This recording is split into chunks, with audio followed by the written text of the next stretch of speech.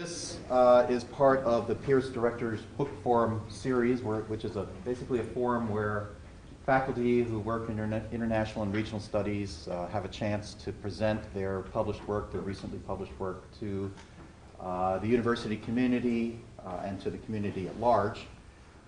We've had a number of them so far this semester. I think we have one more to go.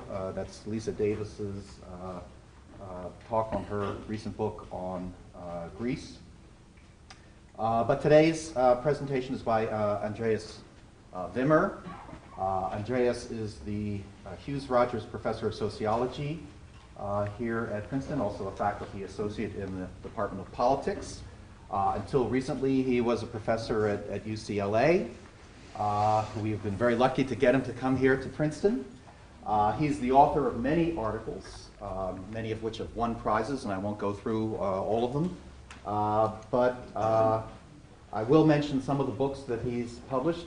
Again, he's published many books in German and in English, but I'll mention only the ones in English because those are probably the ones that are accessible to most of you.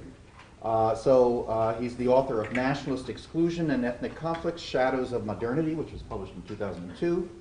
Facing Ethnic Conflicts Towards a New Realism, published in 2004.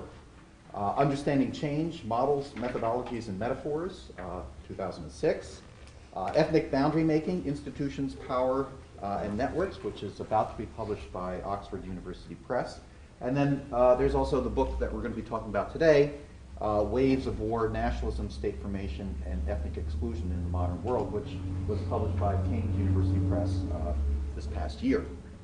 So Waves of War basically traces the emergence of the modern nation state out of empires and the waves of wars that were associated with that. And I'm not going to give it any more of an introduction than that because you'll hear more from it from Andreas. So let's welcome Andreas Wimmer. Thank you very much, Mark. Thank you very much, Mark, for giving me the opportunity to talk about this book today, and thanks everybody for coming. I hope that this event will help me to get over the postpartum depression I'm currently finding myself in, having just published 2 books, and so I'm kind of don't quite know what to do now with my life, and maybe talking at least. I don't think I can speak louder. Maybe I can make this the volume. I can put the volume up here. Let's see. In any case, is that better? Mm-hmm. Okay. So I hope that talking helps to overcome the post-publication depression. So this is a book that took me about 10 years to write, and it's a book that is trying to address a broad interdisciplinary literature and audience in sociology, in political sociology, comparative historical sociology, and in political science as well. And the book is based on a series of articles that were all written to overcome what I perceived as being one of the major deficits in a number of literatures, which is that the political power of nationalism in shaping the contemporary world and in shaping the dynamics of war and peace, as I saw it, at least as I read the literature, wasn't really as prominently discussed in the last 10 years as I think it should be.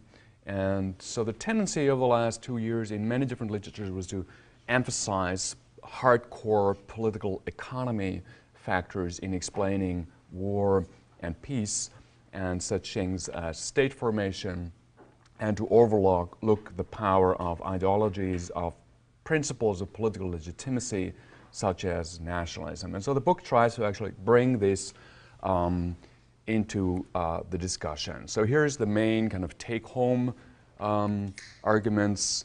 One is that nationalism, and I define it as the principle that states should be ruled in the name of a nationally defined people rather than ruled in the name of God, as in theocracies, or ruled by a dynastic family, as in kingdoms. So this principle, I argue, is a major force that has shaped world and domestic politics over the last 200 years. and including many of the wars both between states and within states that happened since the dawn of the modern era. And yet the exact role that nationalism plays in these processes, in the transformation of the political world over the past 200 years, remains poorly understood. There's a lot of more conjectural, philosophical arguments about the role of nationalism. There's a lot of grand theorizing about it. There's a lot of historical writing about it, but there's, I perceive, a lack of precise analysis of its role. And on the other hand, it's very often ignored, very often in international relations scholarship, for example, the power of nationalism reshaping the constituent units of the world system, of the international system, is very often not emphasized at all. So the book introduces a power and legitimacy argument to show how exactly nationalism has reshaped the world in this war-prone process of institutional transformation. So let me start by introducing a little bit of theory that kind of is behind the approach that I'm advocating here. I call it the primitive theory because it's, a lot of things remain not really fully fleshed out, remain just kind of an outline rather than a fully formulated argument. So there's two main elements here. One is structures of exchange relationships between state elites, those who control a government, and non-elites. And I would like to invite you to imagine these as exchange relationships that have a network, networked structures, such as in the little graph that I have here. And this is what I call a power configuration, the nature of who exactly exchanges loyalty against public goods and so on in a polity. And then on the other hand, there are what I call templates of legitimate political order. That's ideas about who should actually exchange what with whom. So what's the ideal nature and structure of exchange relationship within a polity? And these obviously interact with each other, they influence each other in complex ways that I will not actually try to disentangle at all.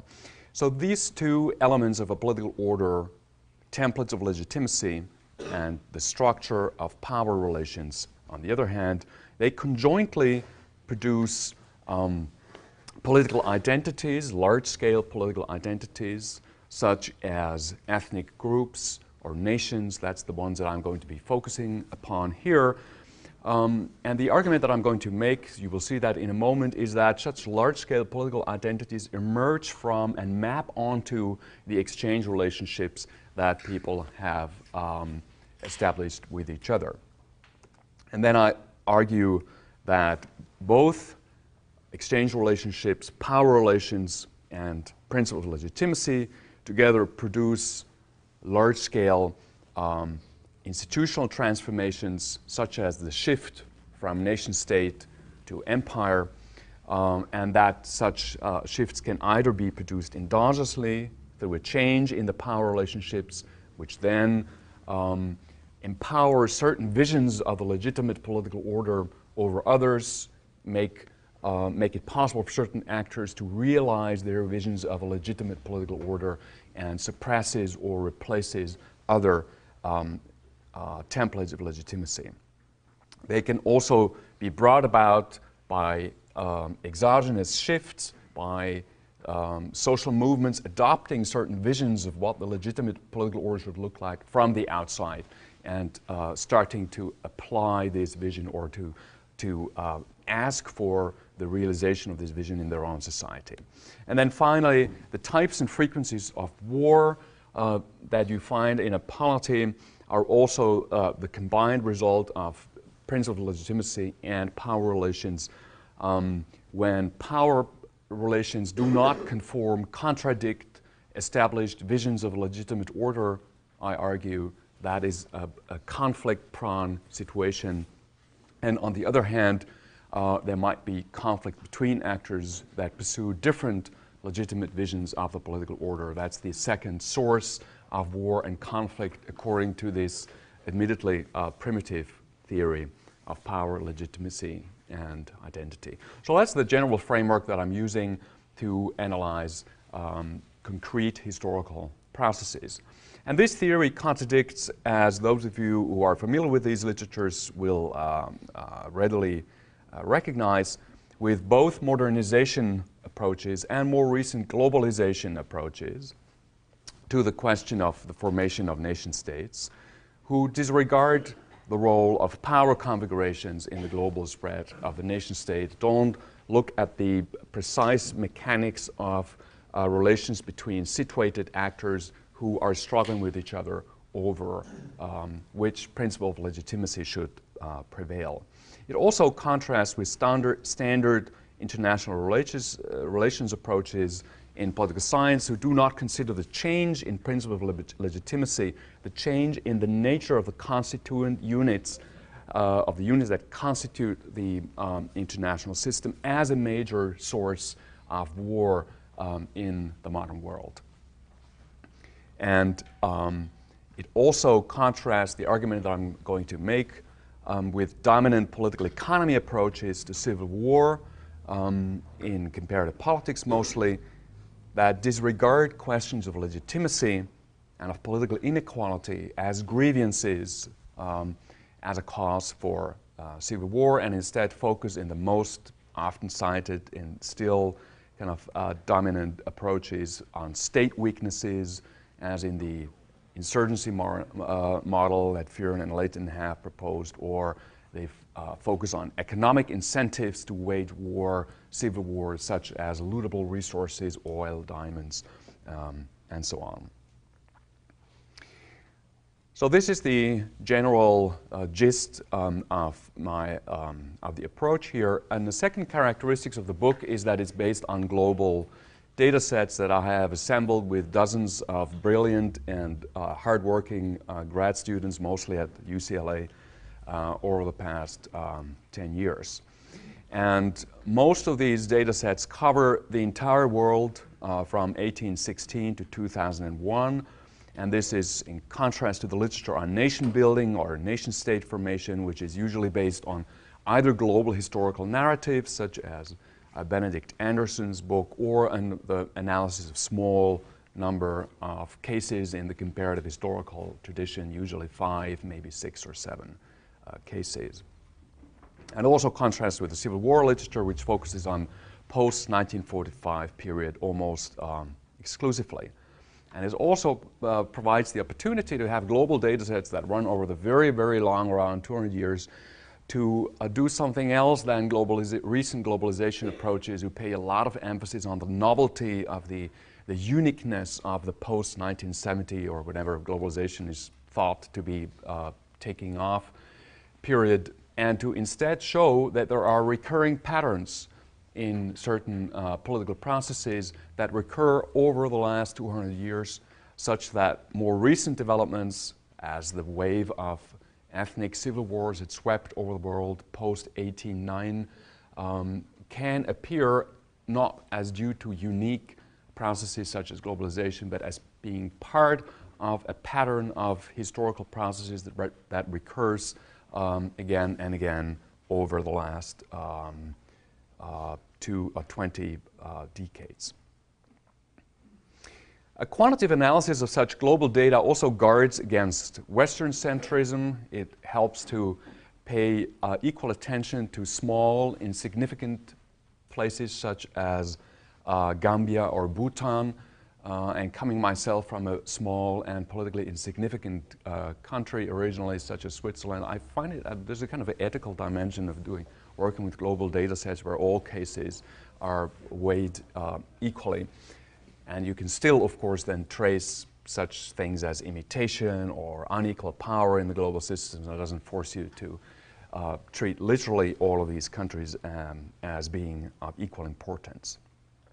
Okay, so let me start with some what professional presentators call teaser graphs, such as this one, that shows you this process that I'm going to analyze in much more detail. Subsequently, the process of the global spread of of nationalism as principles of legitimizing statehood. So you can see here from 1816 to 2000 how much of the global surface of the world has been covered, has been ruled by different types of polities, by empires, by these white other areas, which is dynastic kingdoms, city-states, tribal confederacies, and things like that, and finally the nation-states here. And you can see that the last 200 years can be described as a dramatic expansion of the area of the world covered by nation-state at the cost, the first half of this process, primarily of dynastic kingdoms, tribal confederacies, and so on, and then later in the 20th century at the cost of empires. Now, second graph shows the war, the conflictual aspect of this process. So these are different types of wars that have been fought over the last 200 years. This is always in percentage, so the proportion of different kinds of wars, of all wars that are being fought in 5-year periods. And you can see here on the very top, these are wars of conquest. Then the white ones are interstate, classical interstate wars, balance of power wars. And then you have this gray area, which is all other civil wars. And here are ethno-nationalist civil wars that are linked to nationalist principles of claims to nationalist principles of legitimacy. And if you disregard the Second World War here, which of course makes a huge dent in this whole graph, which then you would have a relatively smooth, not smooth, but you would have a continuous rise of the proportion of wars in the world that are fought on the basis of claims to legitimacy that are tied to nationalism as an ideology. So I'm going to analyze these processes of the formation of states and the wars that are going together with it in 4 steps. The first is the rise of a nation-state model.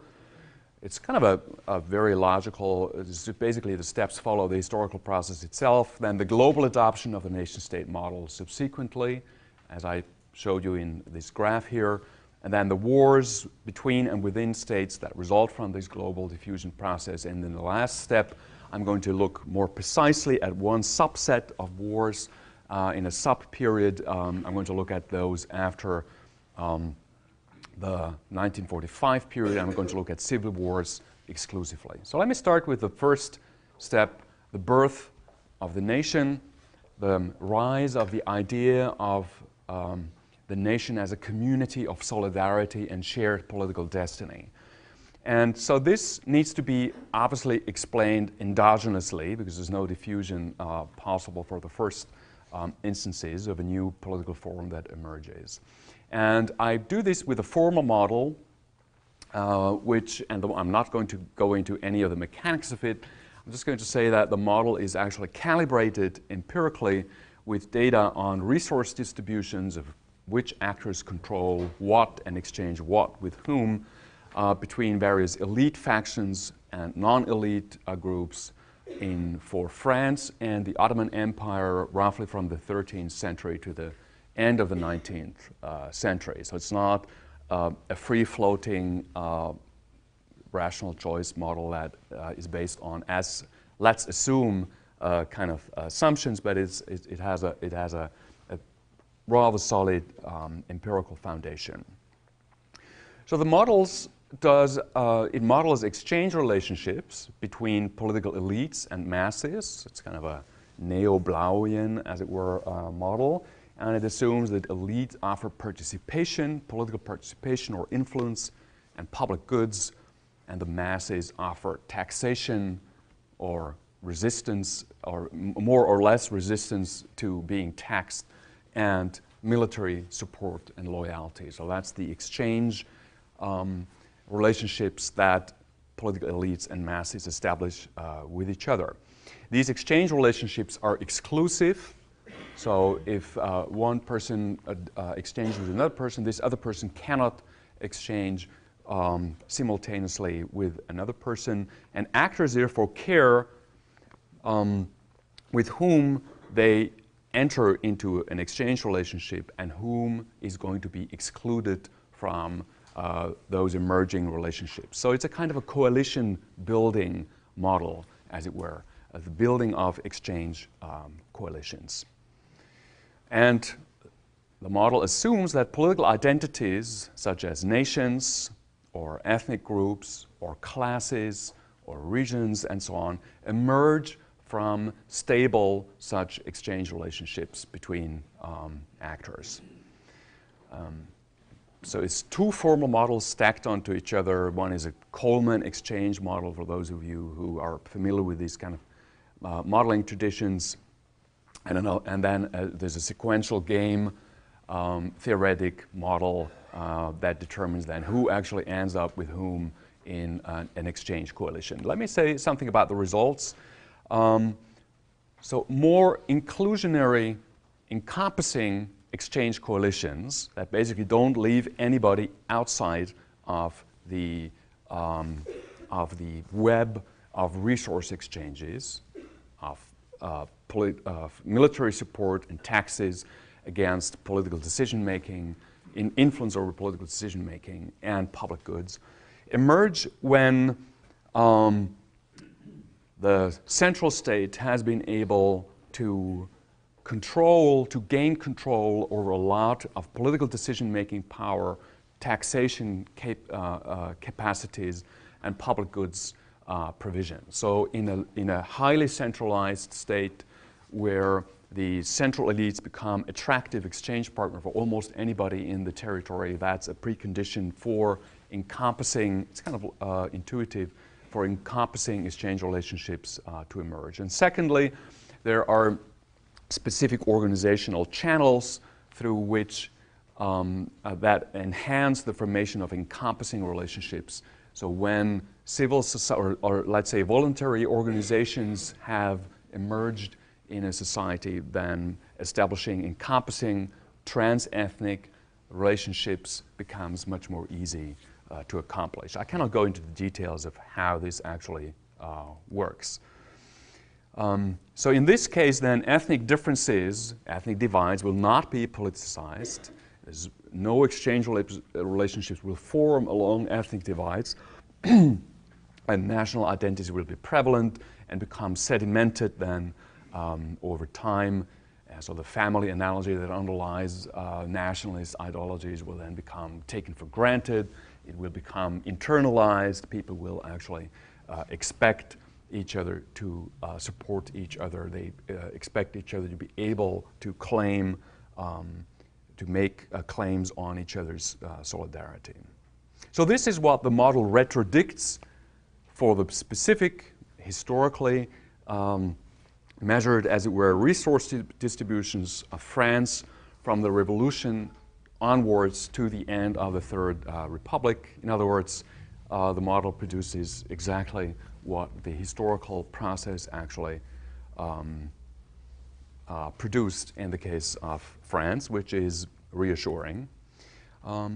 Less state centralization and less development of voluntary organizations leads, according to the model, to the compartmentalization of the exchange relationships, of the exchange system along ethnic divides.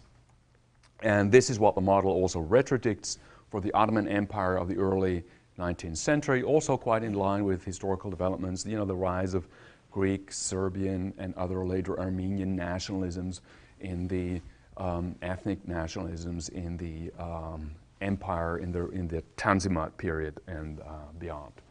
So some implications of this kind of analysis, some theoretical implications. First, according to this kind of model architectonic and way of going about the phenomenon of nationalism, nations and ethnic groups are both negotiated accomplishments rather than impositions from above, as in some of the classical literature on nationalism, nor is it just mass sentiment arising from below, as in some other famous historical arguments, notably by Benedict Anderson and so on. So the way that this model treats nationalism is different from both of these dominant approaches. It also allows us, this model, to understand why the first nation states built on these principles became the most powerful countries in the international system. Well, since the nation-state model is based on consent and the mutually beneficial exchange of resources rather than coercion, this creates enormous advantages that these states can rely upon compared to others. They can rely on much more military support than any other political system that competes with nation states. And I think the Napoleonic armies in Europe actually showed what universal conscription and the identification of the masses of soldiers with their regime can actually do in terms of, in military terms. It produces economic advantages with an increased tax base, and so on and so on and so on. So my analysis here is actually quite similar to that of Margaret Louis, those of you who are familiar with that literature, in arguing that such consent-based, and the nation-state model is much more consent-based than any other that existed previously, historically, provides enormous power advantages to those states. So this leads me then to the second step, the proliferation, the global diffusion of this new model. And I argue that's a kind of an antecedent condition that precisely because these first nation states, France, the US, maybe Great Britain, were more powerful and more legitimate, nationalism spreads across the world. Ambitious political elites and counter-elites adopt this model because it's such an attractive model, because they would like themselves to be one day presiding over states as powerful, as legitimate, as culturally original and attractive as those first nation states that very soon come to dominate the entire world.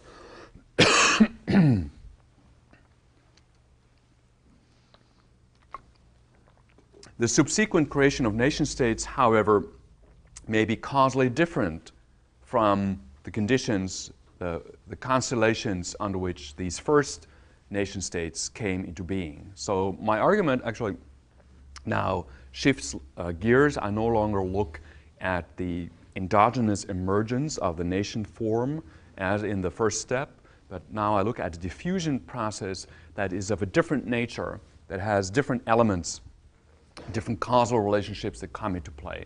So it's similar to models in evolutionary biology where mutation on the one hand and then selection and so on are causally different and disjoint processes.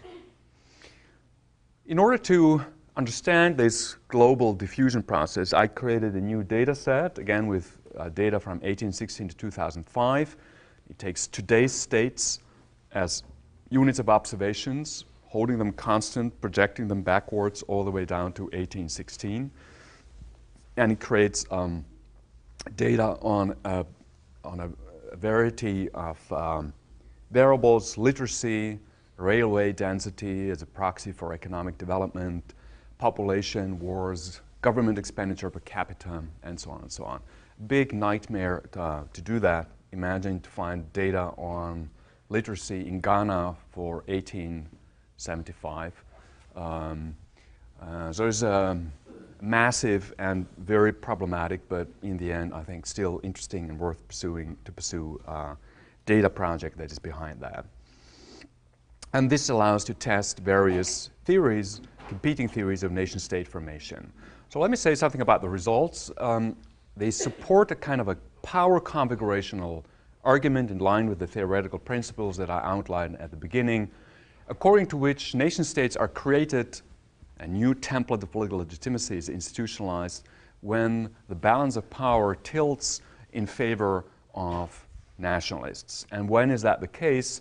Well, the relative power of nationalists increases the more time they had to mobilize the population, to scandalize the ethnic hierarchies of empire as illegitimate, as contradicting the principles of nationalist self-rule or national self-rule, and so on. the power of nationalists also increases through regional, not global level, but regional level diffusion processes if a nation state is created just in the neighborhood of a focal territory, or if lots of nation states have already been created in the imperial domain to which a territory still belongs. And the reverse is true as well. You know, the relative power of imperial center decreases with a lower share of global military and economic power of the center. So if you have a Battle of Trafalgar and someone's fleet is destroyed, then that reduces the possibility of that particular empire, the Spanish in question, to actually fight nationalists on the other side of the Atlantic.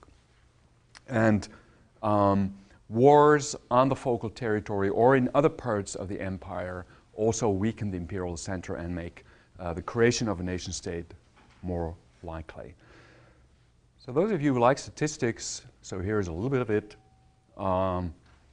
that expresses these power configuration argument with some easy or relatively easy to understand numbers. So an additional nation state among neighbors, that's this diffusion effect, increases the chances of a nation state being formed on the focal territory by 73%. An additional war was almost the same, while an additional war elsewhere in the empire, think of the wars fought in Malaysia and it affects the British Empire that it has on colonies in Africa, increases the chances by 43%. And 20 additional years since nationalists actually started mobilizing, agitating in favor of national independence, increases the chances of nation state formation by 28%, an additional nation state within the empire, 15%, and so on and so on. So these are relatively substantial effects, I would say, that we find here. But even more interesting maybe are the non-results that we find when we test other kinds of theories. First, it looks like nation-state creation, once we leave these first examples such as France or the US, become quite independent from domestic modernization processes such as state centralization, all of what I mentioned before. So it's independent, more specifically, the chances of a nation state being created are independent of literacy rates, against a very famous argument made by Benedict Anderson in what is probably the most well-known book on nationalism. It's also independent of industrialization processes. It's not that the more industrialized, the more likely the nation state to be created, as maybe the second most famous argument in that literature, that of Ernest Gellner, has it. I'd be happy to talk about how you measure industrialization in, let's say, Ghana in the 1840s. It's independent of state centralization and other, the shift from indirect to direct rule, and other famous argument that is prominently discussed in the literature. It's also independent of world polity pressures. So it's not that those societies that are more connected with the centers of the world where new templates of legitimacy are emerging and are being propagated and then imposed on everybody else. So it looks like the global legitimacy of the nation state is the consequence of its diffusion across the world rather than its cause. So I opt here for a decentralized contagion process as driving the global diffusion of the nation state rather than a kind of a centralized imposition from the centers, the global hegemons in the world polity. And therefore, as a consequence of, especially of this lack of any support for modernization perspectives, many nation states are actually formed without much endogenous nation building. And in many newly founded states, you find, therefore, ethnopolitical inequality and exclusion rather than an inclusionary, encompassing exchange system that would transcend ethnic divides. So in many of these newly formed nation states, therefore, the state is actually captured by ethnic elites that mainly exchange resources with their core ethnics rather than with other segments of the population as well. And very often you even have these ethnic elites that capture the state represent not even the majority of the population of that country. Okay, so this brings me to the third step, which is the relationship between this process of nation-state formation and war. And the argument that I'm making here is again relatively complex, I'm afraid, because war can be is on the one hand in the first part of the historical process a cause of the creation of nation-state, and then after that, the nation-state model becomes a cause of further war. Let me explain that a little bit. So war first as a cause of nation-state creation. Nationalism, once it has spread, for the reason I elaborated, delegitimizes established ethnic hierarchies that characterize many empires.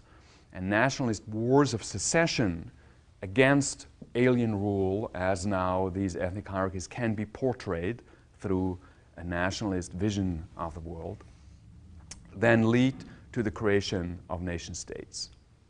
And then war is also a consequence of nation-states once these are formed, because the nation-state introduces these and now establishes new principles of legitimacy, ethnic self-rule, the rule by ethnic likes over ethnic likes as the new template of political legitimacy.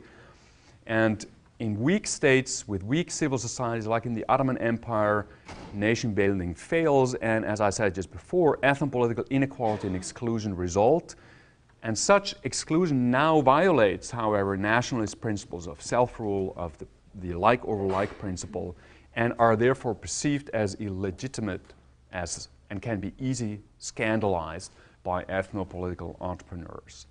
And rebellions against such alien rule now within newly formed nation states in the name of these excluded groups might follow.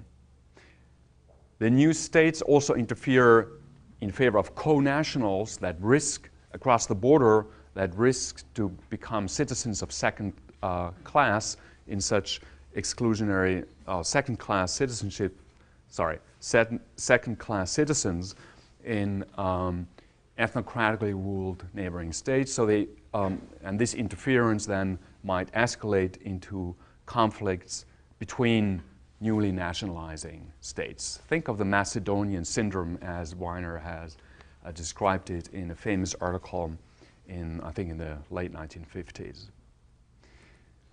We therefore expect an inverted U-shaped relationship between the process of the formation of nation states and, on the one hand, that's here the time axis, and the probability of war.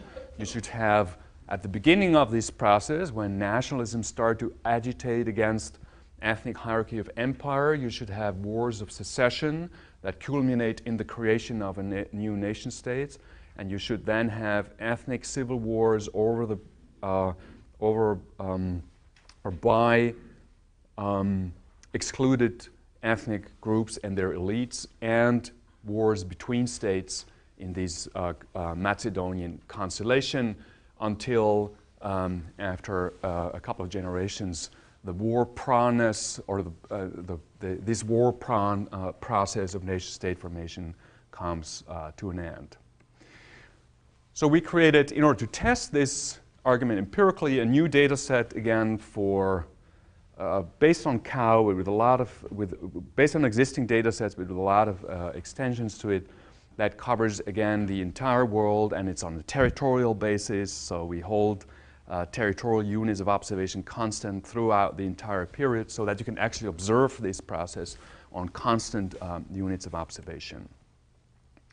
And this is the result.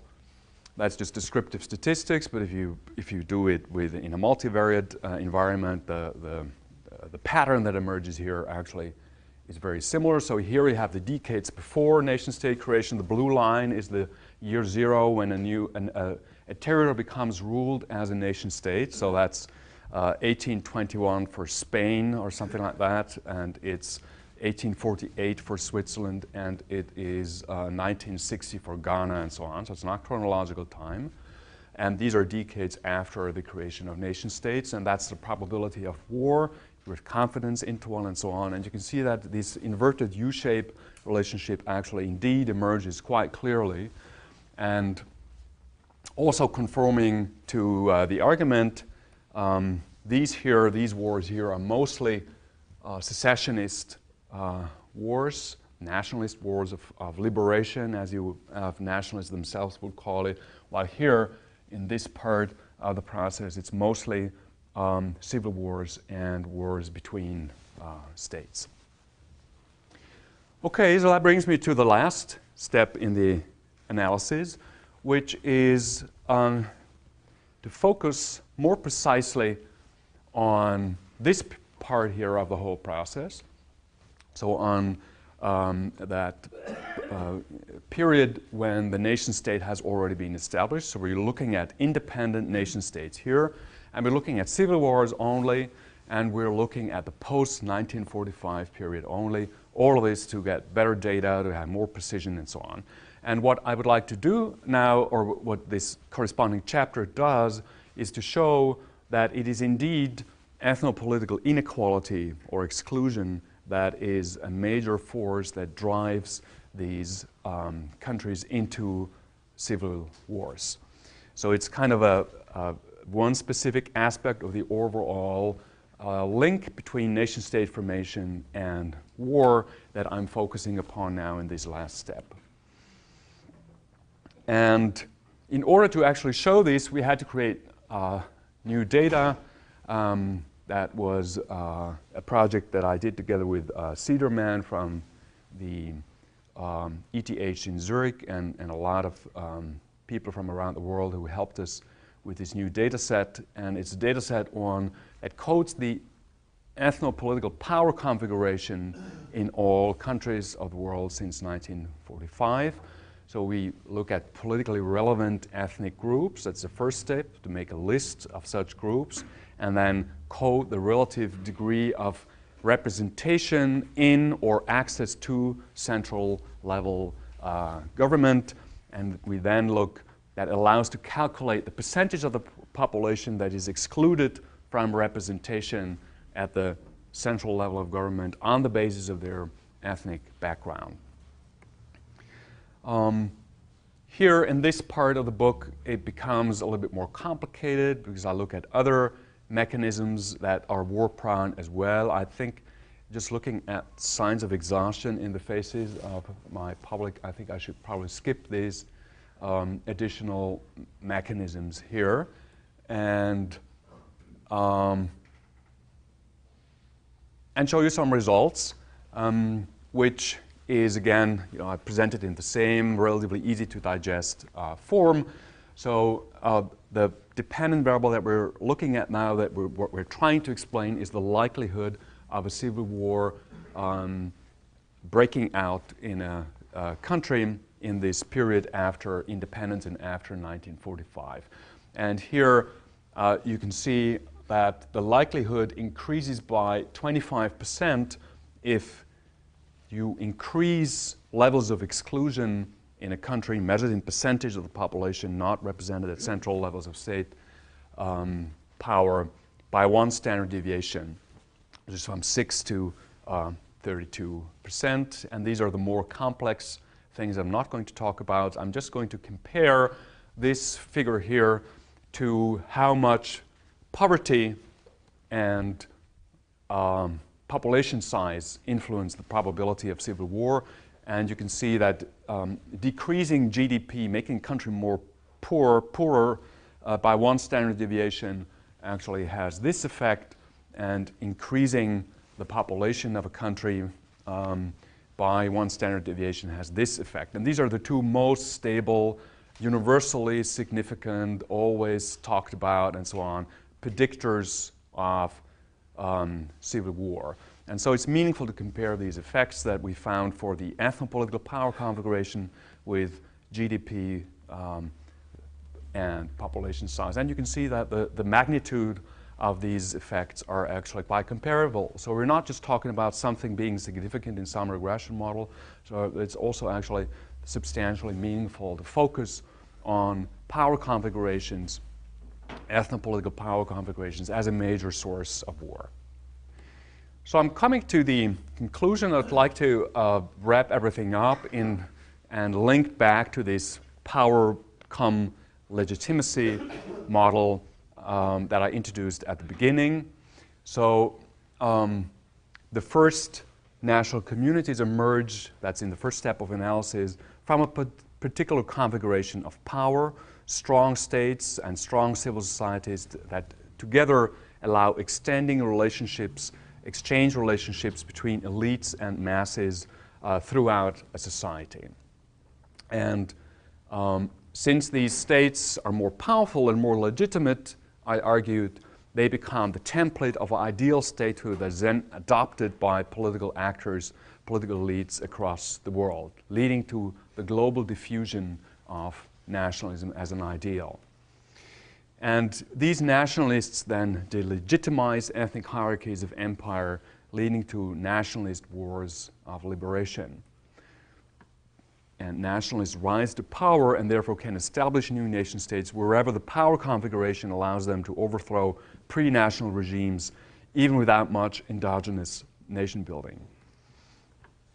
And once empires dissolve, competing nationalizing states might fight interstate wars over mixed territories, over the fate of their co-ethnics on the other side of the border, or to protect,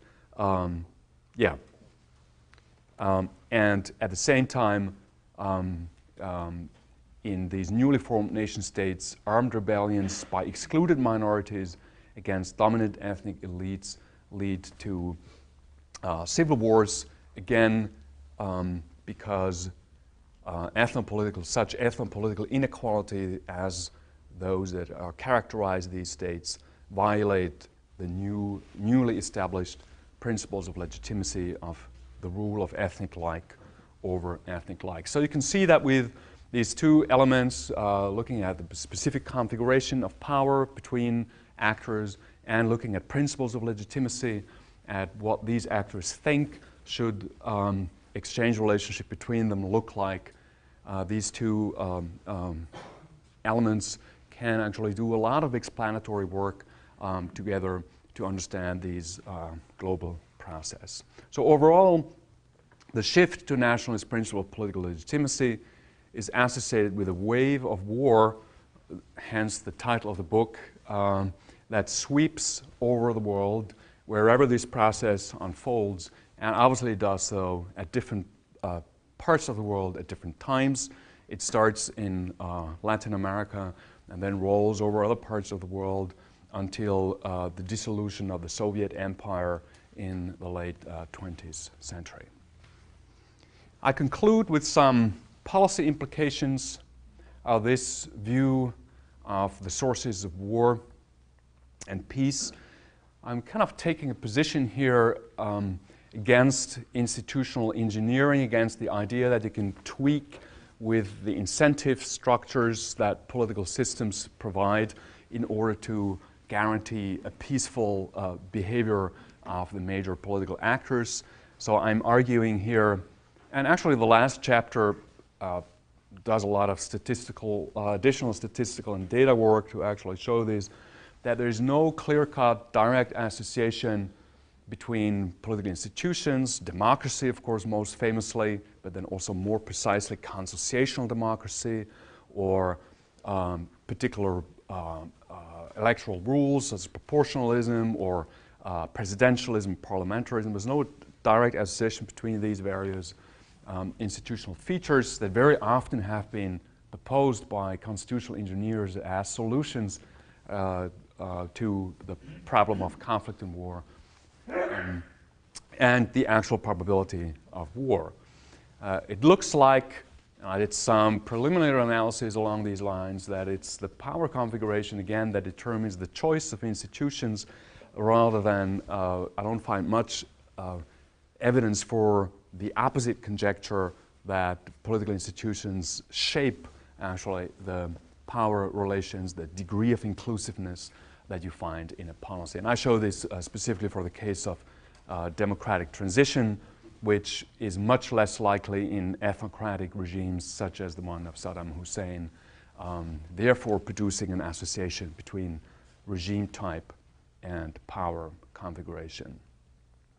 The best prevention, according to the analysis presented so far, is therefore not institutional engineering, but trying to promote inclusionary government through whatever institutional means or whatever the institutional form that such more inclusionary government might actually take. I'm also argue against the prevention at all cost approach, the idea that foreign policy should be exclusively dealt with the prevention of civil war. I argue here, it's a little bit risky to argue that, so probably you don't make many friends in Washington if you argue that way, but I think it still makes sense substantially that inclusionary government and therefore long-lasting peace, if this analysis is correct that I presented here, sometimes can only be achieved through war itself. It's very unlikely that some of the more exclusionary regimes, such as white rule in Rhodesia, Saddam Hussein's regime, the Assad clan's rule over Syria, and so on, could be transformed into an ethnically more broadly based regime by, peaceful conviction, peaceful means, by convincing them that it's better for themselves in the long run, and so on. But of course, that's a probabilistic statement. South Africa is a transition from ethnocracy to a more broad-based regime that happened without violence, and so on. So I don't take this to be a kind of a call for, don't take this as meaning a call for war. To end on a more positive and less dark note, maybe, and also slightly more vaguely, all of this means that we have to take also from a policymaking regime legitimacy serious, despite all difficulties in actually recognizing what a legitimate regime looks like, despite all difficulties of measuring it, let alone to also foster and enhance it. And I'll end on this note. Thank you.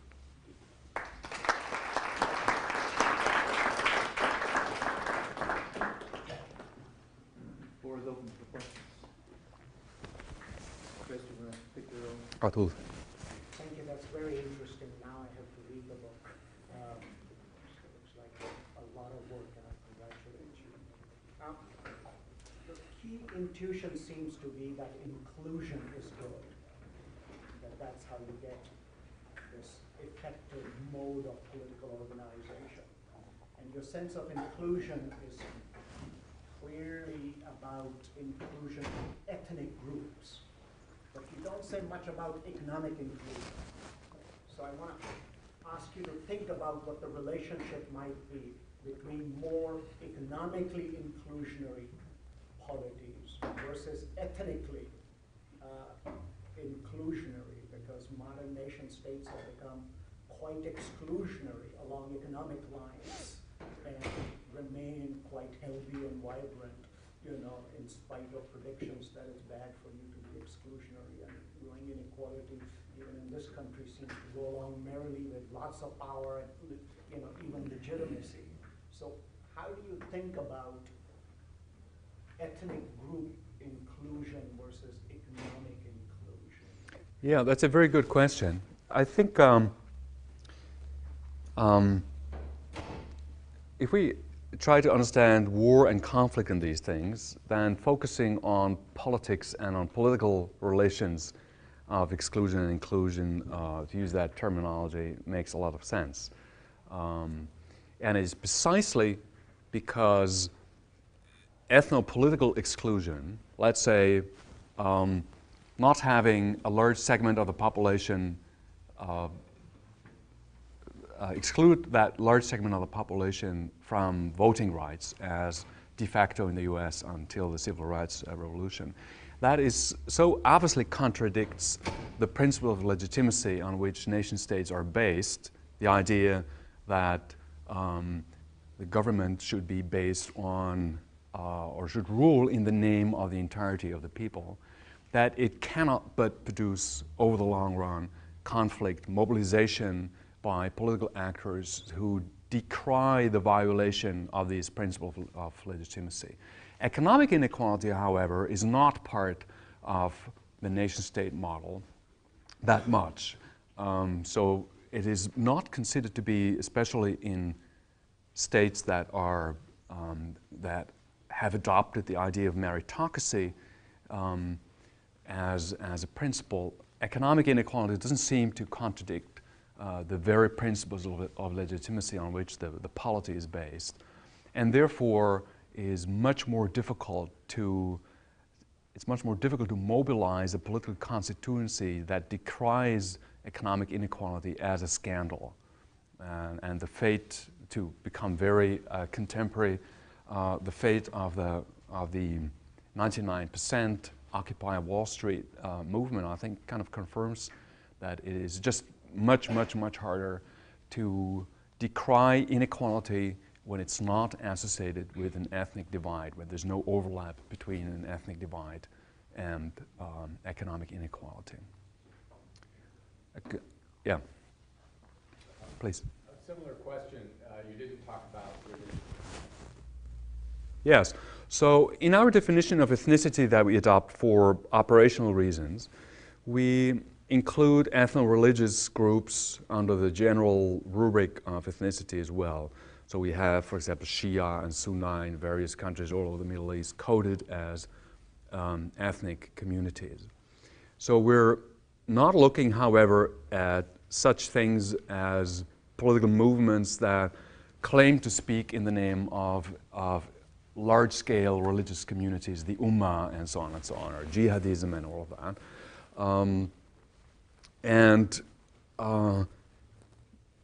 One cannot explain everything, obviously.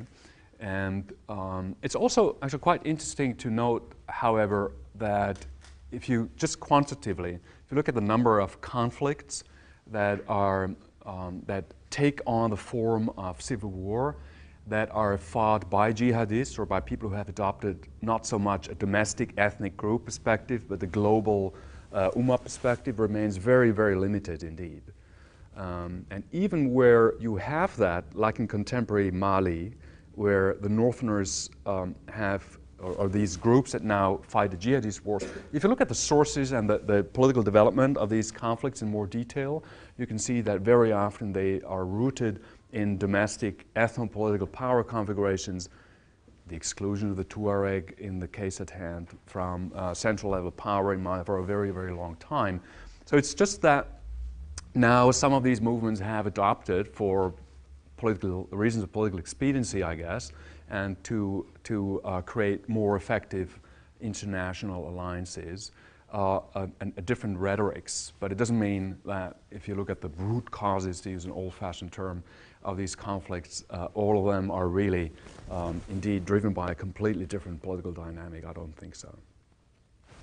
Thank you so much for this talk also. I have to say my question in many ways echoes these two, so I might be reposing the same question. But Good. bear with me. So I guess when you started off your talk, and you talked about the creation of nation states, you talked about it, if I remember correctly, in terms of political elites or state actors and non-state actors.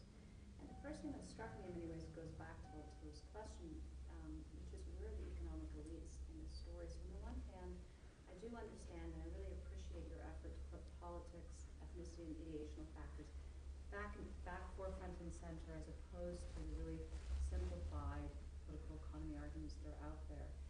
But I'm just wondering then, what is a political elite versus an economic elite in this story about the power configuration, which is so central? So where is the economics and power configuration? And I think the related question here, which relates to your answer to both of these questions, is when you focus on ethnic exclusion in the context of already constructed nation states, which almost seems like it's barely a nation state, so it's in the name of a nation state, yet based on ethnic exclusion. I'm wondering whether or not in the statistical models that you ran, that ethnic mobilization or ethnic cleavages become particularly politicized, reinforcing cleavages. So in other words, it's not just ethnic exclusion, but perhaps ethnic exclusion coinciding with economic argue that under those circumstances, you end up getting mobilization. So it's two questions, but they're both centering this Yeah. idea of the degree to which economics comes into play for elites Yeah. and then for mobilization in the post-45 period. That's a very good point and a very good way of looking at it. So in the whole argument that I presented here, there are big holes that one could fill out, one could write another book about. One is, of course, the conditions on, and I'm actually working on a project, an empirical project, to fill out the hole that I'm going to describe right now, which is that the conditions under which ethnic exclusion actually leads to mobilization and under which mobilization then leads to conflict are, of course, not specified. It's a very broad brush kind of analysis that I'm presenting here, which is what you can do if you have this kind of global perspective. And I think it would be reasonable to argue that ethnopolitical inequality coinciding with economic inequalities are maybe easier even to scandalize, and it's easier to form a movement that portrays the situation as unjust and so on, than if you have cross-cutting cleavages when you have a class divide that separates co-ethnics, as it were. And there's some empirical evidence for that. You know, there's the technical term that is now used to describe ethnic cleavages that coincide with economic class differences is horizontal inequalities. And there is some empirical support, most of it using the same data set, some of it also using survey data from Africa and beyond, that this is indeed the case, that horizontal inequalities or ethnic inequalities are aligned with class cleavages are more likely to produce conflict. But I would make this hasn't been done in that small literature that emerged, but I would like to more precisely analyze then the relationship to ethnopolitical inequalities. And my suggestion is that most of the economic inequalities are, especially in low developing countries, the consequence actually of political inequalities, different degrees of access to state resources, different security of land rights, different degrees to which you were expropriated by dominant elites and so on, all tied to the political configuration at the center of state power. Yes? Occurs to me because I think that the literature actually plays it both ways. I'm really looking forward to finding out. But you see, on the one hand, you find a literature that says where you have these reinforcing cleavages, ethnic groups are also the poorest in society. You oftentimes get these more ideological fights, perhaps in Latin America. They don't necessarily win, but you have these mobilizations. Whereas oftentimes the story that's played out for places such as in Africa is that where you have these more vertical groups that are ethnic cross-cutting in terms of class, those are the groups that try to capture state power. Oftentimes are not ideological. So you might end up finding that there's some kind of general statistical finding, but also regional patterns based on the timing Yeah. of when they're mobilized. I'm very glad that you mentioned Latin America because that's the one part of the world where my argument works probably least well, where you had stark levels of ethnopolitical inequality for for centuries, as it were, and very little political mobilization along these lines until very, very recently, basically the last 20 or 30 years. So there's something to be said for a closer analysis of the process of mobilization, counter-mobilization, repression, and action cycles, and so on, that one needs to focus upon as well to understand really the dynamics of civil war better. Please. Thank you. Very interesting presentation. I must say your model explains the local conflicts, especially civil wars and minor border conflicts, very well. But I'm not sure, even if you stay with post-45 wars, it explains everything, and you already said it doesn't explain everything. But let me bring to your attention a few things. For example, the French intervention in the Indochina, the Vietnam, and the Cambodia, and all of that. It doesn't explain that. It doesn't explain the Falkland invasion by the British. Which invasion? Falkland. Invasion by the British in South. It doesn't explain even staying with South Africa. It doesn't explain how South Africa, ruled by a minority, didn't spin out of control in terms of civil wars or neighboring wars, etc. Doesn't explain, for example, the Second Gulf War or the Afghan War that we are now in. So there are a lot of wars that have taken place. It's not explaining it. And even inside those wars, it's not explaining, for example, the Soviets were able to latch on to the Tajiks, a minority, and through that created a conflict which has now evolved into an ethnic conflict in Afghanistan. And there are other places like this also. It doesn't, but it explains Rwanda very well. So your model has good explanation in some places in a very good way, but others I'm trying to figure out how it would answer. Well, let me run through your list of examples and claim a couple of these as full victories for my argument. Others, you're right, I can't do much about it. I can't do much about the Second Gulf War, understanding the domestic U.S. political considerations that led to the invasion of Iraq. That's very clearly beyond the reach of the argument that I'm trying to make here.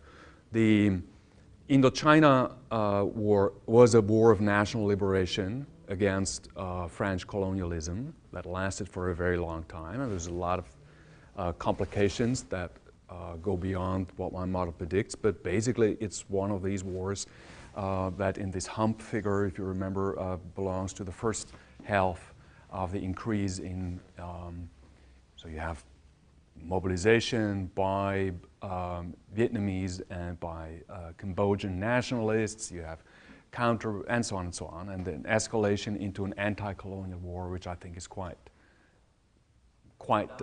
conforming quite well to the general model here. And then, now I forgot what else is on the list. Could you quickly? Falkland War, kind of a late surge in nationalism in a country that is 250 or 300, however you count it, years after nation-state formation. That's not very well covered by my model. I agree. But then there was another one. What? South Africa, you did have the ANC waging a low-intensity guerrilla warfare for decades against the ethnocratic power structure that characterized South Africa. You say it didn't spin out of control. It was still an armed movement that, I'm not really making a prediction about the level of conflict, about the number of people who will die or how many years it will take. So all of these more precise aspects of fighting, of conflict, are again not what my model actually aims to get at. But it does correctly predict that South Africa should have some kind of civil war activity. So I think, overall, I never actually did this, although I should have probably, is to look at just, if I count the entire number of wars that are in our data set, it's over 400, how many of them are reasonably well explained by the model that we have here. Such a calculation would very much depend on what we do with the Second World War, obviously, and the First World War. If we break these big conflicts like the First and Second World War up into war theaters that follow a different logic and are driven by different political forces.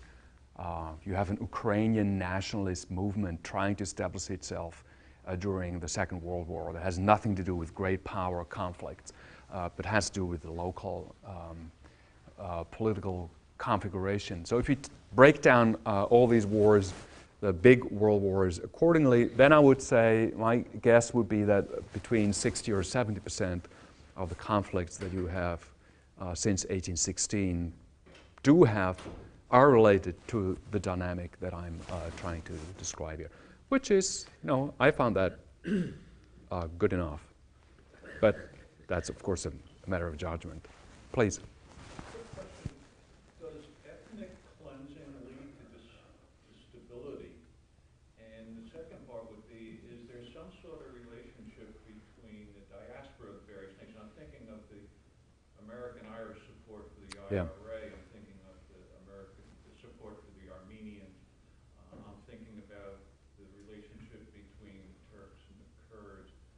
It would seem that your argument would say to a regime, you're better to take the bad news or the bad press real fast and cleanse. And unless that community becomes stable outside and is able to support some sort of internal revolt, Yeah. that you come out ahead. So we didn't include in this various analytical steps international factors all that much. We didn't include the possibility of neighboring states supporting excluded ethnic groups, not supporting them, and so on and so on.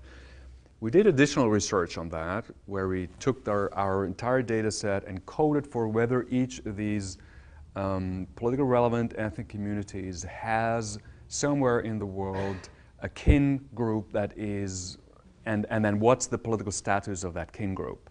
And then we run a big machinery. It's very complex to do that. And the result is basically was, for my co-authors who was kind of betting on there being a kin support relationship, was very disappointing. I kind of was quite happy that we don't have to further complexify the whole story. So there is something resulting if you square your terms and you do some interaction effects. You can always find something. But the straightforward intuition that having a kin, an ethnic kin in power or also excluded in another state somewhere in the world does something on the conflict probability for the focal ethnic groups, we couldn't find any support for. Now the ethnic cleansing question, I haven't done research on that. There's a political scientist at Yale, Nick Sambanis, who has done a lot on whether partition actually, so separating to, in a situation like Serbia to create out of Kosovo, Albania, a new state, whether that in the long run prevents a recurrence of violence and war. And he shows, and there's a lot of debate because other people have contested it and so on, but I think as I see this debate, Sambanis currently has the upper hand until the next article appears maybe, in showing that it doesn't reduce actually violence. So it's doubtful that partition or separation is a recipe for long-term stability. Well, unfortunately, we're out of time, but there's still plenty of questions, so I encourage people to come up and ask them afterwards. But this is a wonderful, big book, big questions, big data, and it's great to see somebody really take it on, and I think the findings are really quite interesting as well. So it should be a widely read book. So thanks a lot. Thank you, Mike. Thank you.